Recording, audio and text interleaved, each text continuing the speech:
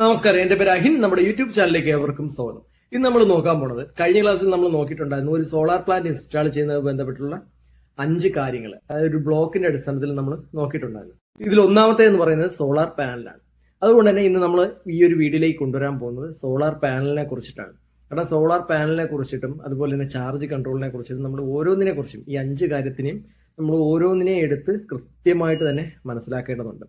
എങ്കിൽ മാത്രമേ നമുക്കൊരു സോളാർ പ്ലാന്റ് കൃത്യമായിട്ട് ഇൻസ്റ്റാൾ ചെയ്യാൻ കഴിയുള്ളൂ. അതുകൊണ്ട് തന്നെ നമ്മൾ ഇന്ന് സോളാർ പാനലിനെ കുറിച്ചിട്ടാണ് നോക്കാൻ പോകുന്നത്. നമുക്കറിയാം, സോളാർ പാനൽ എന്ന് പറയുന്ന ഒരുപാട് ടെക്നോളജിയിലുള്ള പാനൽസ് നമുക്ക് അവൈലബിൾ ആണ്. എങ്കിലും നമ്മൾ നോക്കാൻ പോണത് പോളി പാനൽ മുതൽ മേളിലോട്ടുള്ള പാനലുകളാണ് നോക്കാൻ പോണത്. കാരണം എന്ന് വെച്ച് കഴിഞ്ഞാൽ സോളാർ പാനൽ അല്ലെങ്കിൽ സോളാർ മേഖല എന്ന് പറയുന്നത് വളരെയധികം മത്സരിച്ചു കൊണ്ടിരിക്കുന്ന ഒരു മേഖലയാണ്. നിലവിൽ നമുക്ക് സോളാർ പ്ലാന്റ് സബ്സിഡിയോടുകൂടി ഇൻസ്റ്റാൾ ചെയ്യാൻ കഴിയുന്ന 2 പദ്ധതി പ്രകാരമാണ്. ഒന്ന് സെൻട്രൽ ഗവൺമെന്റും ഒന്ന് സ്റ്റേറ്റ് ഗവൺമെന്റ്. സ്റ്റേറ്റ് ഗവൺമെന്റിലേക്ക് വരുമ്പോഴേക്കും അത് അനർട്ട് എന്ന് പറയുന്ന ഒരു പദ്ധതി പ്രകാരവും, സെൻട്രൽ ഗവൺമെന്റിലേക്ക് പോകുമ്പോഴേക്കും അത് MNRE സ്കീമിലും പെടുത്തിയാണ് നമുക്ക് സബ്സിഡിയോടുകൂടി പ്ലാന്റ് ഇൻസ്റ്റാൾ ചെയ്യാൻ കഴിയുന്നത്.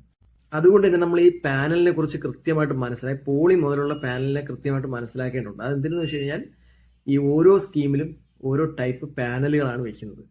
അപ്പം ഓരോ പാനൽ വെക്കുന്നതനുസരിച്ചിട്ട് അതിന്റെ റേറ്റുകൾ മാറുന്നുണ്ട്. അതിപ്പോൾ സ്റ്റേറ്റ് ഗവൺമെന്റിലേക്ക്, അനർട്ടിന്റെ പദ്ധതിയിലേക്ക് വരുമ്പോഴേക്കും നമുക്ക് കിട്ടുന്ന സബ്സിഡിയോടുകൂടി വയ്ക്കാൻ കഴിയുന്ന പ്ലാന്റ് എന്ന് പറയുന്നത് പോളി പാനൽ വെച്ചുകൊണ്ടുള്ള പ്ലാന്റ് ആയിരിക്കും. എന്നാൽ MNRE സ്കീമിൽ വരുമ്പോഴേക്കും നമുക്ക് അത് മാറി വേണമെങ്കിൽ മോണോ പെർക്ക് വേണമെങ്കിലും വെക്കാം, അല്ലെങ്കിൽ മോണോ പെർക്ക് ഹാഫ് കട്ട് വേണമെങ്കിലും വെക്കാം. നമുക്ക് നമ്മളെ ഇഷ്ടത്തിലുള്ള പാനലുകൾ അവിടെ ഇൻസ്റ്റാൾ ചെയ്യാൻ കഴിയും. അതുകൊണ്ട് തന്നെ കസ്റ്റമറെ സംബന്ധിച്ചിട്ട് ഈ 2 പദ്ധതിയെക്കുറിച്ച് നമ്മൾ കൃത്യമായിട്ട് പറഞ്ഞു കൊടുക്കേണ്ടി വരും. അതുകൊണ്ട് തന്നെ ഇതിൽ ഏതാണ് നല്ലൊരു പ്ലാന്റ് എന്ന് നമുക്ക് പറയണമെങ്കിൽ നമ്മൾ ഈ പോളി പാനലിലോട്ടുള്ള കാര്യങ്ങൾ മനസ്സിലാക്കേണ്ടതുണ്ട്. അതുകൊണ്ടാണ് നമ്മൾ പോളി പാനൽ മുതൽ സ്റ്റാർട്ട് ചെയ്യുന്നത്. ആദ്യം തന്നെ നമ്മൾ മനസ്സിലാക്കേണ്ട ഒരു കാര്യം, ഈ പോളി എന്ന് പറയുന്ന പേര് വരാനുള്ള കാരണം എന്താണ്? അതിൽ ഉപയോഗിക്കുന്ന സെല്ലിന്റെ പ്രോപ്പർട്ടീനനുസരിച്ചിട്ടാണ്. അത് പോളി സെല്ലാണ്, അതുപോലെ തന്നെ അടുത്തായിട്ട് വരുന്ന മോണോ സെല്ലാണ്, പിന്നെ അടുത്തായിട്ട് നമുക്ക് പറയാൻ പറ്റുന്നത് പെർക്ക് ടൈപ്പ് സെല്ലാണ്. അതുപോലെ തന്നെ ഈ പാനലിന്റെ പലതരത്തിലുള്ള വധഭേദങ്ങളുണ്ട്. അതായത് ഈ സെല്ലുകൾ വെച്ചിട്ടുള്ള പലതരത്തിലുള്ള വധഭേദങ്ങൾ. അതായത് ഇപ്പം മോണോ പെർക്ക് നമുക്ക് പറയാം, മോണോ സെല്ലും പെർക്ക് സെല്ലും കൂടെ യോജിപ്പിച്ചുകൊണ്ടുള്ള ഒരു ടൈപ്പ് പാനൽ. അപ്പോൾ അത് മോണോ പെർക്ക് എന്ന് പറയുന്നുണ്ട്. അതുപോലെ തന്നെ മോണോ പെർക്ക് ഹാഫ് കട്ട്, അത്തരം ടൈപ്പ് പാനലുകളുണ്ട്. ഇന്ന് നിലവിൽ ഏറ്റവും കൂടുതൽ ആൾക്കാർ യൂസ് ചെയ്യുന്ന, അല്ലെങ്കിൽ ഈ ടെക്നീഷ്യന്മാർ റെഫർ ചെയ്യുന്ന പാനൽ എന്നൊക്കെ പറയുന്നത് മോണോ പെർക്ക് ഹാഫ് കട്ട് പാനലുകളാണ്. അതിൻ്റെയൊക്കെ ഗുണങ്ങൾ ഒരുപാടുണ്ട്. അതിനുള്ള കാരണമാണ് നമ്മൾ ഇത് ഓരോന്നുമായിട്ട് നോക്കുന്നത്. ഓക്കെ, നമുക്ക് ഈ പോളി ക്രിസ്റ്റൽ സോളാർ പാനൽ എടുക്കുമ്പോഴേക്കും നമുക്ക് അതിന്റെ എഫിഷ്യൻസി ആയിട്ട് പറയുന്നത്, കാരണം നമുക്ക് ഇതിന്റെ എല്ലാത്തിൻ്റെ എഫിഷ്യൻസിയാണ് നമ്മൾ മെയിനായിട്ട് നോക്കേണ്ടത്. എത്രത്തോളം എഫിഷ്യൻസി കൂടിയിരിക്കുന്നോ അത്രത്തോളം നമുക്ക് ബെനിഫിറ്റ് ആണ്, അത്രത്തോളം ഔട്ട്പുട്ട് നമുക്ക് കിട്ടും. ഓക്കെ, അതുകൊണ്ട് തന്നെ പോളി ക്രിസ്റ്റലിൻ പാനലുകളിൽ അതിന്റെ എഫിഷ്യൻസി പറയുന്നത് 13% മുതൽ 16% വരെയാണ്. എന്നാൽ അത് നേരെ മോണോയിലേക്ക് പോകുമ്പോഴേക്കും അത് 15% മുതൽ 23% മാറും. എന്നാൽ മോണോ പെർക്കിലേക്ക് വരുമ്പോഴേക്കും അത് 22% മുതൽ 25%ത്തിലേക്ക് എഫിഷ്യൻസി മാറിക്കഴിയും. പിന്നെ ഉള്ളത് മോണോ പെർക്ക് ഹാഫ് കട്ടാണ്. അപ്പം മോണോ പെർക്ക് ഹാഫ് കട്ടിലേക്ക് വരുമ്പോഴേക്കും അത് 23% മേലിലോട്ടാണ് അതിന്റെ എഫിഷ്യൻസി പറയുന്നത്. അടുത്തായിട്ട് നമുക്ക് നോക്കേണ്ടത് അതിന്റെ എക്സ്പെൻസ് ആണ്. നമുക്ക് എത്രത്തോളം പൈസ ഓരോ പാനലിനും ആകും എന്നുള്ളതാണ്. പോളീനെ സംബന്ധിച്ചിട്ട് നമുക്ക് അധികം പൈസ ആകുന്നില്ല എന്തിനാണ് അപേക്ഷിച്ചിട്ട് മോണോ പാനലുകളെ സംബന്ധിച്ചിട്ട്. ഓക്കെ, എന്നാൽ മോണോയിലേക്ക് വരുമ്പോൾ അല്പം കൂടെ റേറ്റിൽ വ്യത്യാസം വരും. അത് എന്തുകൊണ്ടെന്നാണ് അറിയാലോ, അതിന്റെ എഫിഷ്യൻസി കൂടുന്നതനുസരിച്ചിട്ട് റേറ്റിലും വ്യത്യാസങ്ങൾ വന്നുകൊണ്ടിരിക്കും. ഓക്കെ, മൂന്നാമത്തെ ഒരു കാര്യം എന്ന് വെച്ച് കഴിഞ്ഞാൽ ഇതിന്റെ സ്പേസ് ആണ്. അതായത് നമുക്ക് 1 കിലോ വാട്ടിന്റെ ഒരു സോളാർ പ്ലാന്റ് പോളി പാനൽ വെച്ച് ചെയ്യുകയാണെങ്കിൽ അതൊരു 100 സ്ക്വയർ ഫീറ്റോളം സ്ഥലം എടുക്കും. എന്നാൽ അത് മോണോ പാനലിലേക്ക് വരുമ്പോഴേക്കും അതൊരു 80% സ്പേസ് എടുക്കുള്ളൂ. അതായത് എഫിഷ്യൻസി കൂടുന്നതനുസരിച്ചിട്ട് പാനലിന്റെ സൈസിലും വ്യത്യാസം വരും. Efficiency കൂടുന്നതനുസരിച്ചിട്ട് panel ചെറുതായിക്കൊണ്ടിരിക്കും. നാലാമതായിട്ടൊരെണ്ണം പറയുന്നത് വെച്ച് കഴിഞ്ഞാൽ ഇതിന്റെ ലൈഫാണ്. അതായത് പോളി പാനലുകൾക്ക് ഏതാണ്ട് 25 മുതൽ 35 വർഷം വരെ അതിന്റെ ലൈഫ് ഉണ്ട്. എന്നാൽ മോണോയിലേക്ക് വരുമ്പോൾ അത് 25 മുതൽ 40 വർഷം വരെ അതിന് ലൈഫ് കിട്ടുന്നുണ്ട്.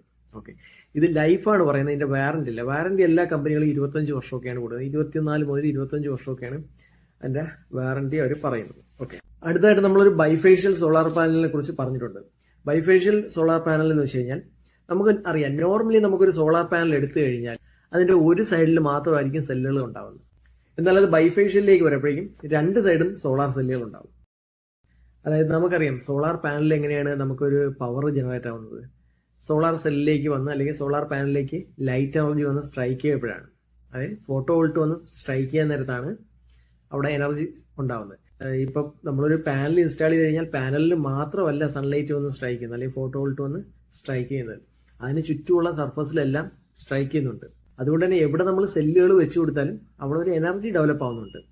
അപ്പൊ അങ്ങനെ ക്രിയേറ്റ് ആവാൻ വേണ്ടിയിട്ട്, അതായത് പാനലിന്റെ ബാക്ക് സൈഡിൽ വന്ന് പതിക്കുന്ന സൺലൈറ്റ് റിഫ്ലക്ട് ചെയ്ത് പാനലിന്റെ ബാക്കിലേക്ക്, അപ്പൊ അങ്ങനെ വരുന്ന ഫോട്ടോ വോൾട്ടിനെ എനർജിയാക്കി മാറ്റാൻ വേണ്ടിയിട്ടാണ് ബൈഫേഷ്യൽ സോളാർ പാനൽ നിർമ്മിച്ചിരിക്കുന്നത്. ഇത് എഫിഷ്യൻസി കൂടുതൽ കിട്ടും, പക്ഷെ നമ്മൾ ഉദ്ദേശിക്കുന്ന അത്രയും അത് പവർഫുൾ ആണോ എന്ന് ചോദിച്ചു കഴിഞ്ഞാൽ ഇല്ലാന്ന് പറയേണ്ടി വരും.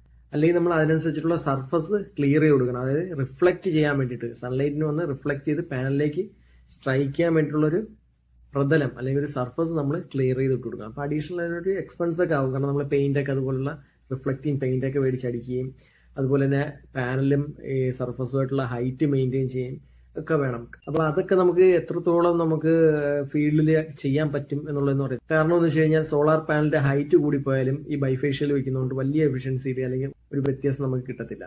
അതുകൊണ്ട് തന്നെ നമ്മൾ ഫീൽഡിൽ വർക്ക് ചെയ്യുമ്പോൾ എങ്ങനെയാണ് നമ്മളെ സർഫസ് വരുന്നത്, അല്ലെങ്കിൽ നമുക്ക് എങ്ങനെയാണ് ഇൻസ്റ്റാൾ ചെയ്യാൻ പറ്റുന്ന പാനൽ, അതിനെക്കുറിച്ചൊന്നും നമുക്ക് കൃത്യമായുള്ള ധാരണ ഉണ്ടാവില്ല. അതൊക്കെ ഫീൽഡ് ചെക്ക് ചെയ്യപ്പോഴാണ് നമുക്ക് മനസ്സിലാകുന്നത്. അപ്പൊ അതൊക്കെ നോക്കിക്കൊണ്ട് വേണം ബൈഫേഷ്യൽ സോളാർ പാനൽ ചൂസ് ചെയ്യേണ്ടത്. ഓക്കെ, നോർമലി ബൈഫേഷ്യൽ പാനലുകൾ ഉണ്ടാകുന്ന പോളി സെല്ലുകൾ ഉപയോഗിച്ചുണ്ടാകുന്നുണ്ട്. അതുപോലെ തന്നെ മോണോ സെല്ലുകൾ ഉപയോഗിച്ചുകൊണ്ട് പാനലുകൾ നിർമ്മിക്കുന്നുണ്ട്. എന്നാലും സർവ്വസാധാരണമായിട്ട് കാണുന്നത് മോണോ സെല്ലുകൾ ഉപയോഗിച്ചുകൊണ്ടുള്ള ബൈഫേഷ്യൽ സോളാർ പാനലുകളാണ്. അപ്പൊ ഇതൊക്കെയാണ് സോളാർ പാനലിനെ സംബന്ധിച്ചിട്ട് നമ്മൾ മനസ്സിലാക്കേണ്ട കുറച്ച് കാര്യങ്ങൾ.